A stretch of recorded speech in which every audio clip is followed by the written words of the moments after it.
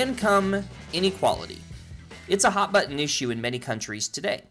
This economic phenomenon sparks intense debate, differences in opinion, and different perspectives on what to do about it. But this video isn't about politics. It's about data. Today, we're going to take a look at one way in which income inequality is measured, and we're ultimately going to plot this measure of income inequality on a county level in the United States of America. So let's just dig right into it. How is income inequality measured? Well, one of the most widely used ways to do it is through something known as the Gini Coefficient. But what's the Gini Coefficient, and how is it calculated?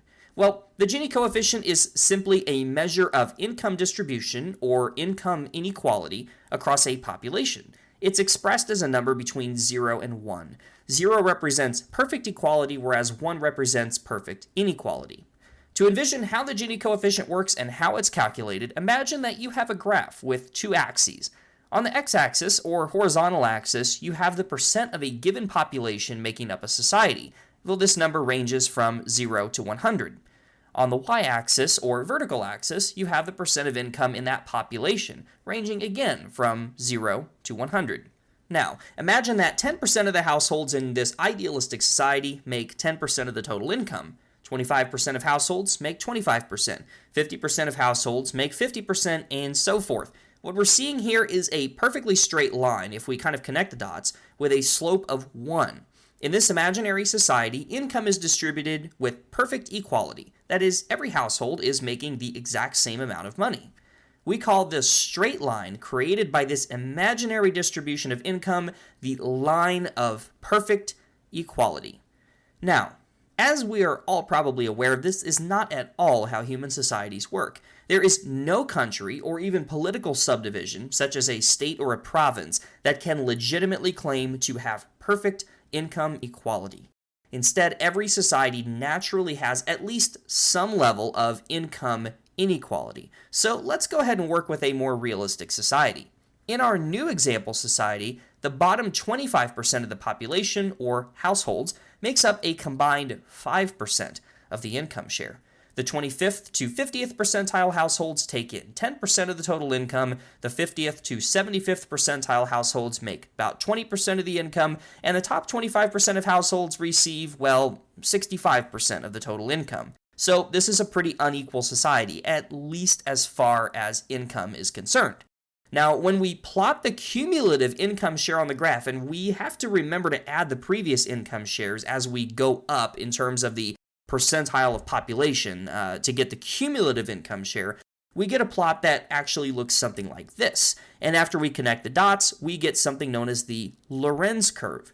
And the Lorenz curve shows in graphical format the real distribution of income in a society. The area between the Lorenz curve and the line of perfect equality is of special interest to us.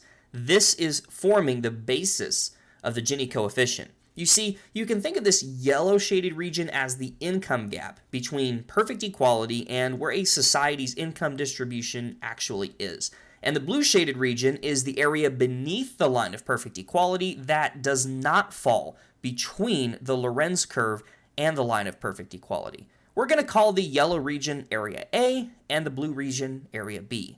And the Gini coefficient is very simply just the percentage of area beneath the line of perfect equality that is taken up by area A. And the total area beneath the line of perfect equality is simply equal to area A plus area B. So the formula for the Gini coefficient is this. The Gini coefficient equals A divided by A plus B.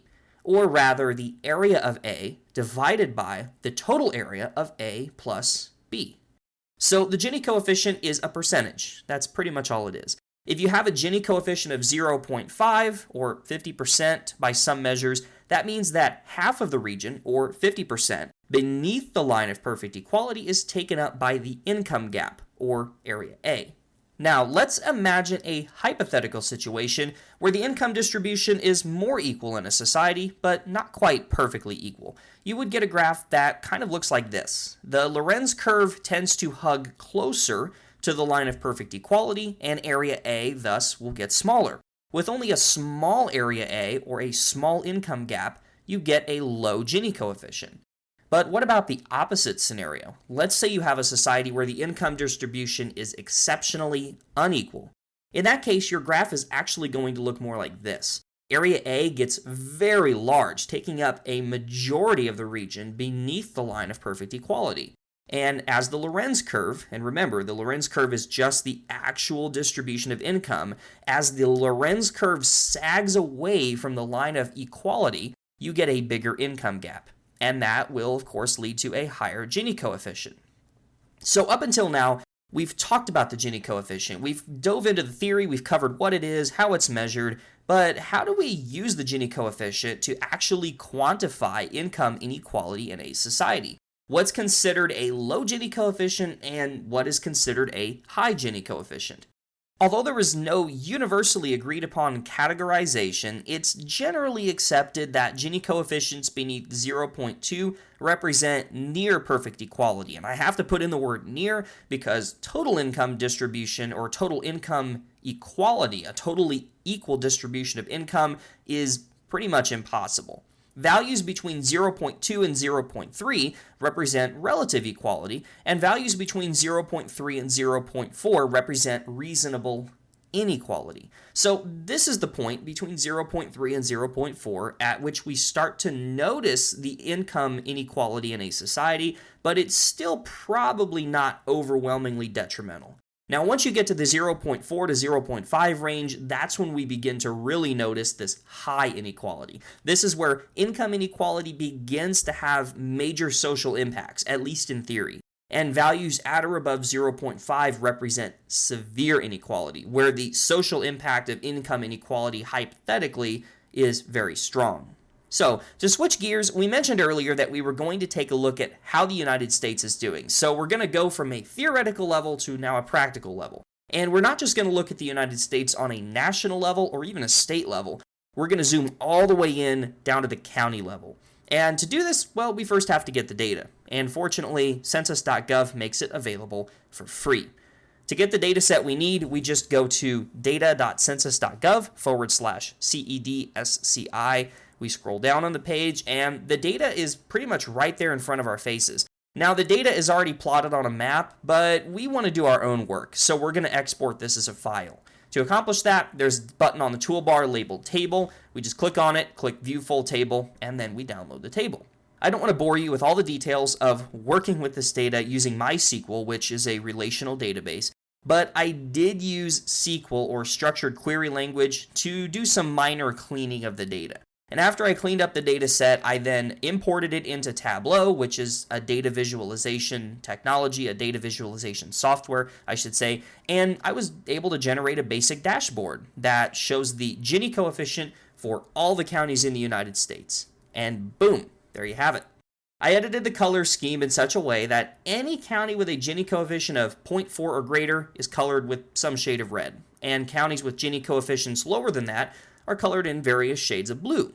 And as you can see, the United States is absolutely filled with red. The darker red counties in particular have Gini coefficients over 0.5, and the absolute reddest counties on the map, well, those have Gini coefficients at or over 0.6. So remember, anything above 0.4 is considered indicative of high levels of income inequality, and Gini coefficients above 0.5 indicate severe income inequality, and I would really hazard to say that if you're over 0.6, that is exceptional income inequality. If we step back and sort of blur our vision, I also believe we can isolate a few large regions in the United States where the Gini coefficient is especially high. And after we do that, it looks like the South has probably the largest and most pronounced area of income inequality, although certain regions in the north central and northwestern parts of the country tend to have higher income inequality as well. And then finally, the major urban corridors in the Northeast and the West also seem to struggle with pretty high income inequality. Now, before I bring this video to a close, I would like to look at one final thing: the actual income levels reported in the United States. We've already analyzed the Gini coefficient, or income inequality, but what does the Gini coefficient have to do with the actual income in a place? Is there any correlation? And the answer to that question is, well, yes. So, in order to answer this question, I chose to look at the median household income rather than mean or average, as I believe the median offers a better and fairer picture of what household income actually is. Income averages can be skewed by a few extraordinarily high earners, whereas the median will actually depict the income at which 50% of the households in the area will make more than it, and 50% will make less. So, in other words, it's going to be half and half. Half the people or half the households in a society will make more than this income figure, and half will make less. And I think that's a pretty reasonable way to look at how income is distributed. Fortunately, the Census Bureau also offers estimates of the median household income by county in the United States. This data set was available from the exact same survey as our Gini Coefficient data came from, which makes it ideal for comparison. I downloaded the data set and imported it into my database, and then a few SQL commands later, I had created a table with median income and Gini Coefficient by county. Pop that into Tableau, and we find that there does indeed appear to be a correlation between median income and Gini Coefficient, and it's a negative correlation. So as median incomes increase, Gini Coefficient tends to decrease. Of course, that's not perfect. This is not a perfect trend by any means. But likewise, counties with lower incomes tend to see higher Gini coefficients. So poorer areas, basically what this means is that poorer areas, at least in the United States, are not only poorer, but they also deal with higher income inequality. And this would make sense logically, as many of the poorer areas of the United States have many people who are not well off economically, but these places also have a handful of individuals who probably greatly outperform the average in terms of income. Now, while the correlation between median income and Gini coefficient is certainly not perfect, it does exist, and it's pretty visible. I found actually after doing a little bit of further analysis with trend lines in Microsoft Excel that the R-squared value of this particular graph, this particular scatter plot, is right around 0.1562. That's not a highly significant correlation, but it still definitely exists. So there you have it. A look at the Gini coefficient, how it works, how it's calculated, and what the current landscape looks like here in the United States. If you enjoyed this video, please consider liking, subscribing, and sharing. Also, feel free to check out some of the other videos that I have on this channel. Thank you so much for watching, and I'll catch you next time.